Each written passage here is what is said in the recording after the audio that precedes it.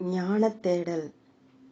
கிரேக்க நாட்டின் படை வீரராக வாழ்ந்த சாக்ரடீஸ் சில காலம் இராணுவத்தில் பணிபுரிந்த பின் தன்னுள் ஏற்பட்ட ஆழ்ந்த தேடலின் காரணமாக பணியை உதறி தள்ளிவிட்டு தன்னைத்தானே ஆராயும் ஒரு தத்துவவாதி ஆனார். கண்ணுக்கு தெரியாத ஒரு பொருளை கண்டறிவதிலும் கண்ணுக்கு எட்டாத தூரத்தில் இருக்கும் வானத்தில் மறைந்துள்ள இரகசியங்களை ஆராய்ச்சி செய்ய துடிக்கும் மனிதர்களை பார்த்து, உன்னை யாரென்று நீயே அறிந்து கொள் என்று கூக்குரலிட்டார். சர்வ சதா காலமும் தனக்குத்தானே அந்த கேள்வியை கேட்டுக்கொண்டார். அதற்கான விடையாக தனக்குள் இருந்து வெளிவரும் உண்மைகளையும் கிரேக்க மக்களுக்கு எடுத்துரைத்தார். ஒரு நாள் சந்தைக்கு சென்ற சாக்ரடீஸ் திடீரென்று அவருக்குள் தான் யார் என்ற கேள்வி உதித்தவுடன் அதற்கான விடை தேடி வழக்கம் போல தனக்குள்ளே ஆழ்ந்து சென்றார். ஓரிடத்தில் நில்லாது சிந்தித்து கொண்டே சந்தையில் அங்குமிங்குமாக நடந்து கொண்டிருந்தார். அந்த வழி வந்த காவலர் ஒருவர் சாக்ரடீஸை பார்த்து, யார் நீ என்று கோபமாக கேட்டார். அதை கேட்டவுடன் சாக்ரடீஸ் சர்வ சாதாரணமாக, நானும் அதைத்தான் 40 வருடங்களாக தேடிக்கொண்டிருக்கிறேன். பல காலமாக விடை தெரியாமல் தவித்து கொண்டிருக்கிறேன்.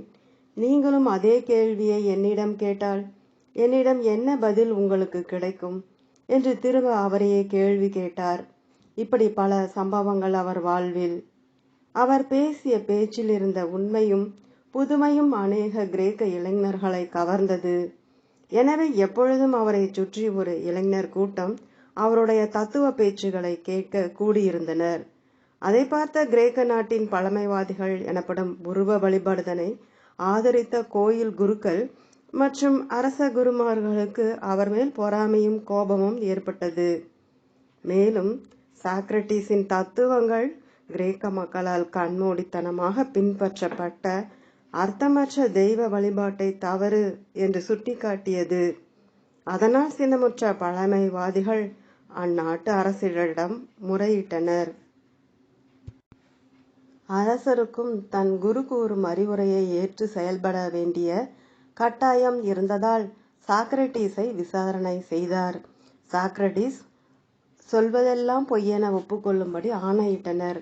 ஆனால் சாக்ரடீஸோ, நான் இங்கு நீதி கிடைக்கும் என்று நம்பியே வந்தேன். ஆனால் நீதியை காக்க வேண்டிய மன்னனும் மற்ற நீதிபதிகளும் ஒரு உண்மையை பொய்யென்று ஒப்புக்கொள்ள சொல்வது எனக்கு ஆச்சரியமாக உள்ளது.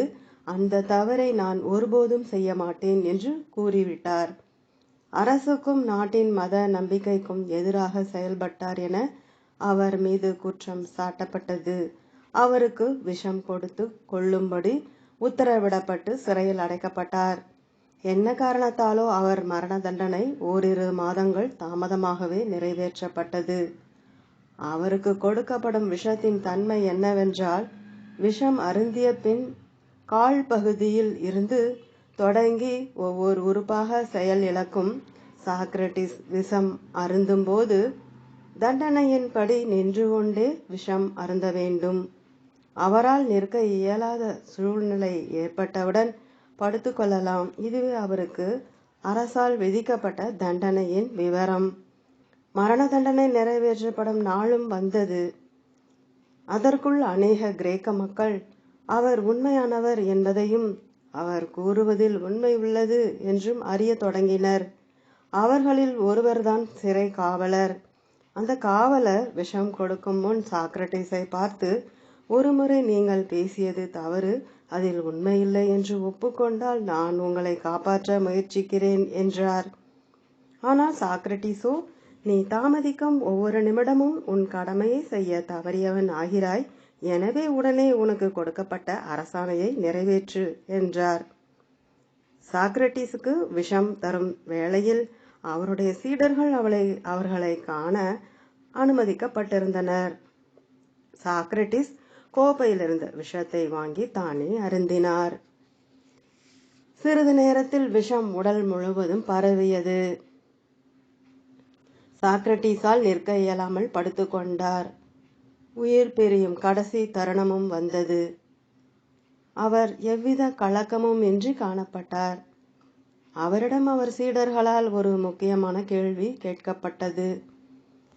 குருவே, தாங்கள் உயிர் பிரியும் இந்த நிலையில் நீங்கள் உடம்பா அல்லது மனதா, இல்லை அதற்கும் அப்பாற்பட்ட ஏதேனும் ஒன்றா என்பதை அறிந்திருப்பீர்கள். எனவே நீங்கள் மரணிக்கும் முன் அந்த உண்மையை எங்களுக்கு தெரிவித்தால் நாங்கள் உலகத்தாருக்கு தெரியப்படுத்துவோம் என்றனர். அதை கேட்ட சாக்ரட்டிஸ் சற்று வேதனையுடன், என் வாழ்நாளில் 40 வருடங்களுக்கும் மேலாக உங்களுக்கெல்லாம் எவ்வளவோ நல்ல தத்துவங்களையும் அறிவார்ந்த உண்மைகளையும் எடுத்து கூறினேன். ஆனால் நீங்கள் கேட்கும் கேள்வியிலிருந்து நீங்கள் இன்னும் அறியாமையில் இருக்கிறீர்கள் என்பதை தெரியப்படுத்தி விட்டீர்கள். நான் யார் என்கிற உண்மையானது என் உயிர் இந்த உடலை விட்டு பிரிந்த பின்புதான் எனக்கே தெரிய வரும். அதை தெரிந்து கொள்ளும் ஆவலில் என் உயிர் பிரியும் தருணத்தை நான் எதிர்பார்த்து கொண்டுள்ளேன். இந்த சூழ்நிலையில் நான் உயிருடன் இருக்கும் போதே நான் இறந்த பின் எனக்கு தெரிய போகும் உண்மைதனை கூறுங்கள் என கேட்பது எவ்வளவு அறிவீனம் என்று கூறி சில நிமிடங்களில் இறந்து போனார். ஞான தேடல் என்கிற மிகப்பெரிய வரலாற்றில் ஒரு முக்கியமான அத்தியாயம் நிறைவடைந்தது. அதன்பின் அவரின் சீடர் பிளாட்டோ மற்றும் பிளாட்டோவின் சீடர் அரிஸ்டாட்டில் ஆகியோர் உலக புகழ்பெற்ற ஞானிகளாக உருவாகினர். அவர்கள் மூலமாகவே சாக்ரட்டிஸை பற்றிய உண்மைகளும் அவரின் தத்துவங்களும் உலகிற்கே தெரிய வந்தன. ஞான தேடல் என்பது கடவுளிடமிருந்து மனிதகுலம் தலைக்க வேண்டி நேரடியாக வழங்கப்பட்டதாக நம்பப்படும் ரிக், யஜுர், சாம, அதர்வண என்கிற 4 வேதங்களில் தொடங்கியது. பின் அந்த வேதத்திற்கு விளக்கம் கூறிய பலரில் பதஞ்சலி மகரிஷியால் இயற்றப்பட்ட பதஞ்சலி சூத்திரம் என்கிற விளக்க நூல் அதிக பிரசித்தி பெற்றது. அதன்பின் பகவான் ஸ்ரீ கிருஷ்ணரால் உரைக்கப்பட்ட பகவத்கீதை என்னும் ஞான நூல் உலக பிரசித்தி பெற்றுள்ளது. பின் புத்தர், மகாவீரர், ரமண மகரிஷி முதலான ஞான பரம்பரையின் ஞான தேடல் தொடர்ந்து வந்தது. பல்லாயிரக்கணக்கான ஆண்டுகளாய் ஞானமும் அதற்கான விளக்கமும் அதை அடையும் வழிமுறைகளும் போதிக்கப்பட்டு நூல்களாக எழுதப்பட்டு வந்துள்ளன. இருப்பினும் ஒரே விஷயத்தை அலுப்பு தட்டாமல் திரும்பவும் எடுத்துக்கொண்டு எத்தனையோ நூலாசிரியர்கள் எழுதுகின்றனரே, என்ன காரணம்? ஏற்கனவே தத்துவங்கள் மலையென குவிந்திருந்தாலும் மேலும் அதிகமாகிக் கொண்டே செல்வதால் என்ன பயன்? இது போன்ற கேள்விகள் அநேகம் பேருக்கு வருவது சகஜமே. இதற்கான விளக்கத்தை மிகவும் எளிமையான மற்றும் எல்லோரும் அறிந்த ஓர் உதாரணத்தின் மூலம் பார்க்கலாம். கோயில்களில் திருவிழா காலங்களில் பல நிகழ்ச்சிகள் பல 100 வருடங்களாக தொடர்ந்து கொண்டாடப்படுகிறது. வருடந்தோறும் எத்தனையோ மனிதர்கள் உலகை விட்டு மறைந்தும் எத்தனையோ ஜீவன்கள் உலகில் புதிதாக பிறந்தும் தலைமுறையானது நாம் அறிந்தும் அறியாமலும் நம் கண்முன்னே மாறிக்கொண்டே வருகிறது. இன்றைய குழந்தை சில வருடங்களில் இளைஞனாகவும் பின்பு வளர்ந்து முதியவனாகவும் மாறிவிடுகிறான். மாறுகின்ற இந்த உலகில் மாறாது இருப்பது மாற்றம் ஒன்றுதான். அதுபோல மாறுகின்ற உலகில் மாறாது இருப்பது உண்மை ஒன்றுதான். அதுதான் இறைவனும் அவன் தொடர்பான தத்துவங்களும். மாறுகின்ற தலைமுறைகள் அறிந்து கொள்ள வேண்டிய மாறாத உண்மையான இறைவனும் அவன் தத்துவமும் மாறுகின்ற தலைமுறைகள் அறியாது போய்விடக் கூடாது என்ற காரணத்தால் தான் திரும்ப திரும்ப ஏதேனும் குருமார்கள் மூலமாகவும் ஞானிகள், யோகிகள் மற்றும் பலர் மூலமாக இறைவன் தன்னை தானே வெளிப்படுத்துகிறான். மலையென தத்துவங்கள் இருப்பினும் அதை தேடிச் சென்று ஆராய்ந்து அதன் சாரத்தை கண்டறிந்து உண்மையை உலகுக்கு சொல்ல பெரும் ஸ்ரத்தை வேண்டும். இல்லையேல் பல 100 ஆண்டுகளாய் குவிந்துள்ள தத்துவங்கள் மக்கி போய் மண்ணோடு மண்ணாக மறைந்து போகும். நாம் தங்கத்தை மிகவும் நேசிக்கிறோம். அதை பெறுவதற்காக பல போராட்டங்கள், உழைப்பு, முயற்சிகள் செய்து அதை பெற்றதும் நமக்கு மிகவும் மகிழ்ச்சி உண்டாகிறது. அதன் காரணம் என்னவென்றால் இந்த உலகமே தங்கத்திற்கு கொடுக்கும் மரியாதையை வேறெந்த பொருளுக்கும் கொடுப்பதில்லை. ஒரு நாட்டின் பணம் என்று மதித்து பாதுகாக்கப்படும் செல்வமானது வேறு நாட்டில் செல்லாத வெறும் தாளாக மாறிவிடுகிறது. ஆனால் தங்கம் உலகத்திற்கே பொதுவான செல்வம். அதன் கையிருப்பை கொண்டே ஒரு நாட்டின் பண மதிப்பு கணக்கிடப்படுகிறது என்றால் அதன் மரியாதை பற்றி சொல்லவும் வேண்டுமா? அப்பேற்பட்ட தங்கத்தை நாம் கடைகளில் சென்று விலை கொடுத்து வாங்கவும் விற்கவும் முயற்சி செய்கிறோமே தவிர அது எங்கு கிடைக்கிறது, எப்படி உபயோகத்திற்கு வருகிறது என்பதை யோசிப்பதில்லை. ஆனால் ஒரு சிலர் மட்டுமே தங்கம் கிடைக்கும் பகுதியை தேடி கண்டறிந்து அதற்காக சுரங்கத்தை அரும்பாடுபட்டு அமைத்து வெளிக்கொணர்ந்து சுத்தப்படுத்தி நம் உபயோகத்திற்காக கொடுக்கின்றனர். அதுபோலவே ஞானிகளும் மகான்களும் தங்கத்தை விடவும் உயர்ந்த விலை மதிப்பே இல்லாத தத்துவங்களை கண்டறிந்து வெளிக்கொணர்ந்து உலகுக்கு கொடுத்து கொண்டு இருக்கின்றனர். சரி, இத்தனை காலமும் இவ்வளவு எடுத்து சொல்லியும் ஞானம் பெற்றவர்கள் எத்தனை பேர் என்று பார்த்தால் சில 1000 பேர் என்று கூட சொல்லிவிட முடியாது. உலகம் தோன்றிய காலம் முதல் எத்தனை 100 கோடி மனிதர்கள் தோன்றியும் மறைந்தும் உள்ளனர் என்பதை கண்டறிவதே இயலாத காரியம். அத்தனை கோடிகளில் ஞானம் பெற்றோரில் பலர் வெளி உலகுக்கு தெரியாமலே இறைவனுடன் கலந்து விட்டவர்கள். சரித்திரத்தால் கண்டறியப்பட்ட ஞானிகளை விரல் விட்டு எண்ணிவிடலாம். ஞானிகள் என்பவர் வேறு, மகான்கள் யோகிகள் என்பவர்கள் வேறு.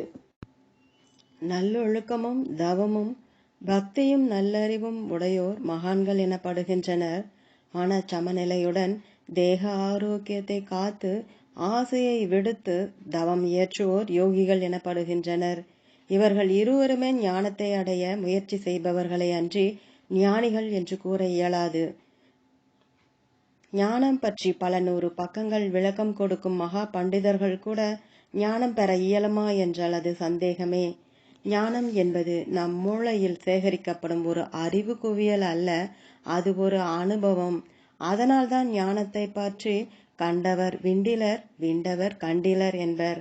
அதாவது ஞானத்தை அடைந்தவரால் அந்த அனுபவத்தை வார்த்தையால் விவரிக்க இயலாது. அதை விவரமாக எடுத்து சொல்பவர்கள் எல்லாம் ஞானத்தில் அனுபவம் பெற்றவர்கள் ஆகிவிட முடியாது. ஞானம் என்பது ஆர்வத்துடன் முயல்வதால் மட்டும் கிடைத்து விடாது. ஆர்வமும் முயற்சியும் இல்லை என்றால் கிடைக்கவே கிடைக்காது. கர்மாவை செய், பலனை எதிர்பார்க்காதே.